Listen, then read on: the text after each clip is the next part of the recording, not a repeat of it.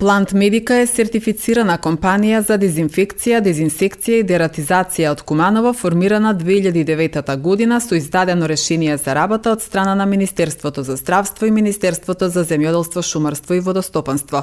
Службата за дезинфекција, дезинсекција и дератизација располага со современа опрема и простор за извршување на дејноста со врвен квалитет, а работи врз основа на план и програма за правилна и навремена заштита од микроорганизми, инсекти и глодари со имплементирање на интегрирана контрола на штетници. Оваа година Plant Medica се уште нема пријава за интервенција кога станува збор за влекачи. Некаде помеѓу 5 и 10 повика на годишно ниво збориме севкупно. Во смисла мисијот и од други градови, не е само од Куманово. Малку луѓе се занимаваат со оваа проблематика. Во случај да му влезе во дом, тоа се залутени единки, најчесто по храна или збунети. Се случува да имаме повик и да реагираме. А Куманово, генерално, мислам дека и најмалку повици има, за разлика од другите градови. Тоа најчесто е на периферија на градовите, викендици, викенд куќешки во природа. Во урбани средини многу ретко. Имаме неколку ситуации, мислам дека лани зборев на таа тема. Имавме во еден смог, планински смог во багажник од авто донесено на мајстор од Велес, например. Такви работи се случуваат. На периферија на градови залутано по храна единка влезе во куќа, си пикне во гипс картон, па крши зидови, такви работи генерално. Кај нас по литература имаме некаде околу 16 вида детерминирани на Македонија, од кои само 3 се отровни, подскок, шарка и еден вид на смог. Мислам дека не треба населението да се плаши, тоа се отровниците живеат над 1000 метри. По една литература 1200 метри, 1500 метри па нагоре. Можно е тука нешто малку на некоја пониска надморска височина поскоко да се јави. Меѓутоа, знаете што, од човек себе. Змиите бегат од човекот, човекот бега од змиите и ретки инцидентни се ситуации дека што во одење, под камен, наседнување, у такви ситуации можеме да ја преплашиме и она да реагира и да имаме каснување. Смоковите не се опасни, тие немаат отровни желези, колку што знам, професорите од факултетот подобро го знаат тоа, меѓутоа од искуство мојот толку години знам дека смоговите не се отровни. Имаме ситуација, мислам дека беше лани на Октомврска револуција, К1 од К2, 3, не е битно. Не знам, на вистина еден прекрасен пример беше од некаде околу 2 метри. Беше заглавен, односно бараше остапка во панелот за струја. Кај осигурачите беше малку незгодно да го отстраниме, го чекаме скоро преку 24 часа ствари, да излезе, да може да го заловиме и безбедно да го пуштиме во природа. Како има залутано, стварно не знам, треба да се помине толку булевар од едната страна, од другата страна, се веќе исто комплексни згради, меѓутоа се случува. Дератизација е прва законска мерка, во рамки на законот имаме задолжителни во нашиот закон за заштита на населението од заразни болести, од кој што ние имаме добиена лиценца, по кој што ние имаме добиена лиценца, предвидува 2 дератизации минимум годишно на општинско ниво. Дератизација како мерка е практична работа. Значи сите ние сме сведоци дека во нашите домови, во нашите работни простори од време на време влегуваат глодари кои што вршат контаминација на животната средина, нашата животна средина, нашите живеалиште едноставно. И мислам дека законот во тој поглед е во ред. Дератизација се врши исклучиво во шахти, со нижење на мамци, да кажеме, на конец, или ако е сува шахта се остава долу. На тој начин се држи еден баланс на еден број во контрола на штетници, како што се викаат сите овие наши служби, контрола на едно подносливо ниво.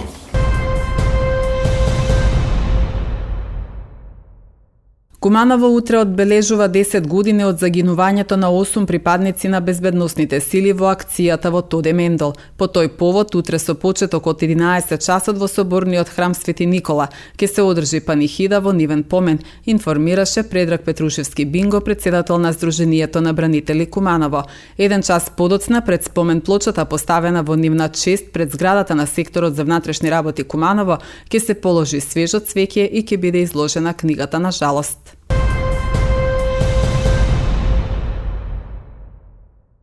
СДСМ Куманово обвинува дека од влезот на ланецот маркети Лидл во градот најголема корист ќе имаат градоначалникот Максим Димитриевски и неговото потесно и пошироко семејство. СДСМ денеска на пресконференција објави документи за, како што велат од партијата, најголем коруптивен скандал во Куманово. СДСМ побара сите надлежни институции да го истражат случајот. Од партијата на Димитриевски пак вела дека целата постапка е транспарентна и законска. Според Димитриевски, цел на лагите на СДСМ не е тој, туку знам, како најбрзо растечка партија во Македонија. И Димитриевски на денешната пресконференција ги повика институциите да го испитаат овој предмет и доколку се утврди било каква кривична одговорност да поднесат кривични пријави против сите засегнати лица. Овој документ е полномошно со кое кумот на Димитриевски Драган Митевски му дава овластување на Лидл да постапува за измена на ДУП-от. Односно Лидл во име на Драган Митевски има право да иницира постапка за измена на ДУП во општина Куманово. Еве го тој документ.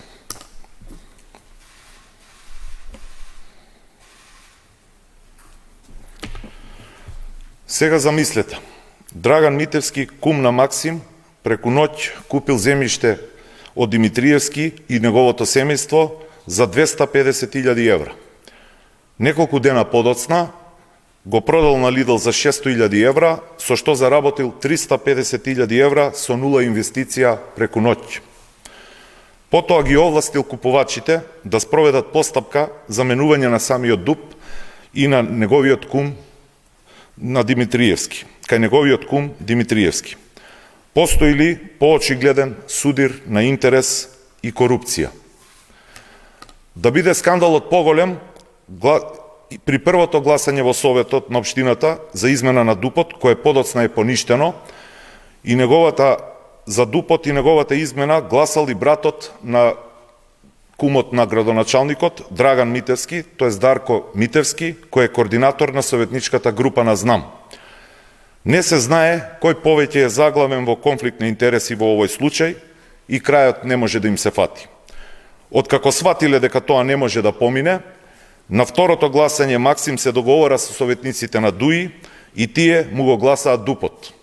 Се уште молчи Максим што тоа им е ветено на советниците на ДУИ.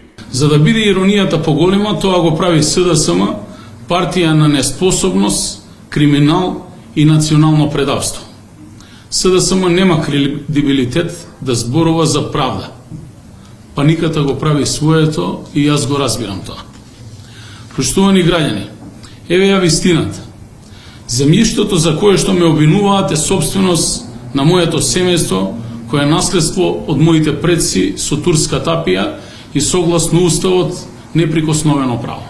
Собственост.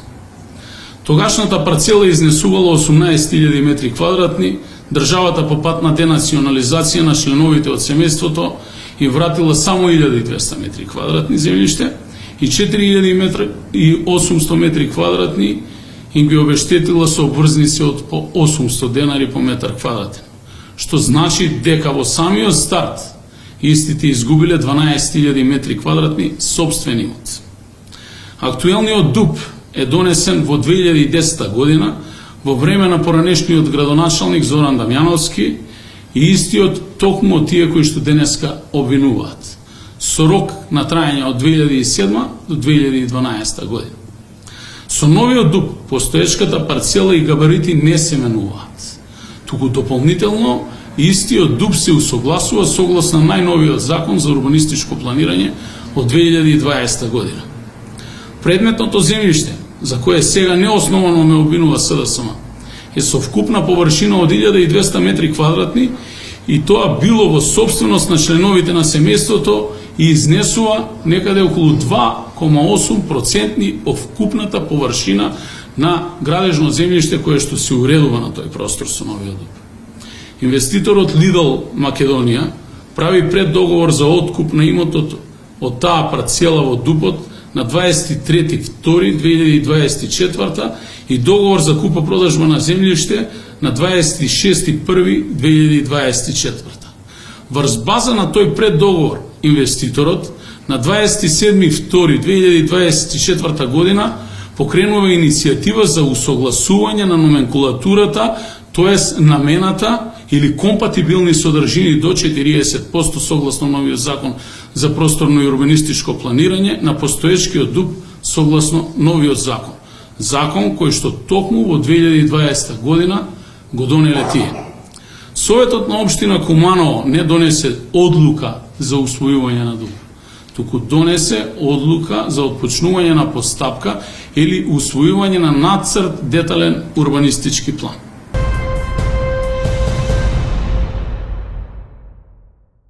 Советниците на последната седница на Советот на општина Куманово ги поддржаа измените и дополнувањата на планот на програмите за развој и на програмата за уредување на градежно земјиште и изградба и одржување на комунална инфраструктура на општина Куманово за 2025 година. Советниците со својата одлука дадоа зелено светло за пренамена на одредени средства. Повеќе од изјавата на Лидија Ланг-Спасовска од секторот за комунални работи. Работи за измена на програма за развој на општина Куманово за 2025 година и доаѓа до пренамена на одредени средства.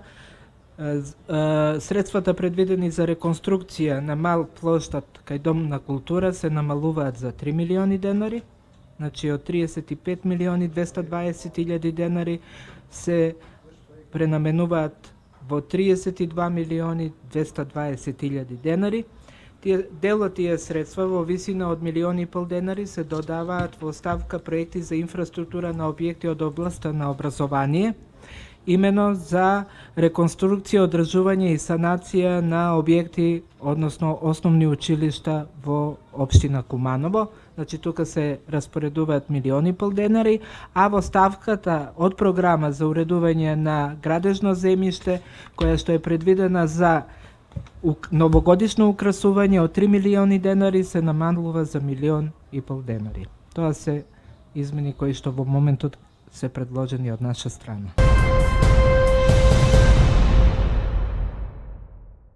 Аблација на ретина или одлепување на мрежницата е итна состојба која мора да се оперира во текот на едно денонокија. Во систина офталмологија може да се организира операцијата во рамките на 24 часа за време на работен ден или празник. Постојат неколку причини, а една од причините се некои дегенеративни заболувања на самата ретина, како некои руптури на периферија, слаби точки, да кажеме така, слаби точки на ретина, и во таа руптура, во таа пукнатина на ретина, со тек на време, бидејќи ќе почнува да навлегува содржината од стакластото тело, таа водичка, и ја расслојува ретината, и ја одлепува. Тоа е примерно, да кажам, такви дегенерации често се појавуваат кај возрастните луѓе, кај висока миопија, исто знае, бидејќи ретината оствари преведено значи мрежа. И сега таа ретина која кај миопните очи, поголеми очи, распоредена како на поголема површина, она значи тенка, истенчена, со можност на повеќе места да се направат такви пукнатини.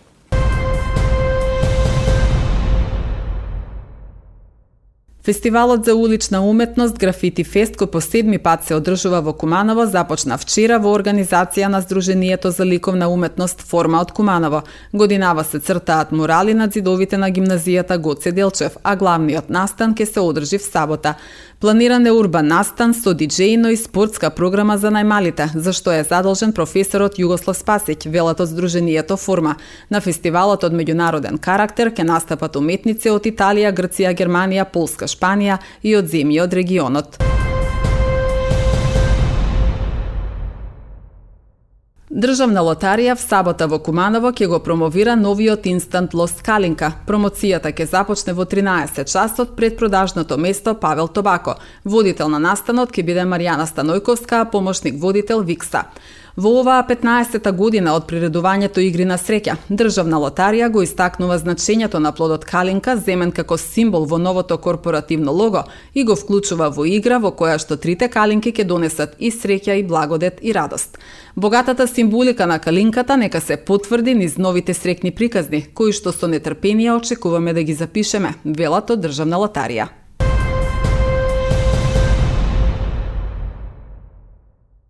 Почнува изградбата на гасоводниот интерконектор меѓу Македонија и Грција. Министерството за енергетика, операторот Номагас и изведувачот Rapid Build вчера го подпишаа договорот за реализација на проектот вреден 59,9 милиони евра. Изградбата е дел од регионален проект со грчкиот оператор Деспа.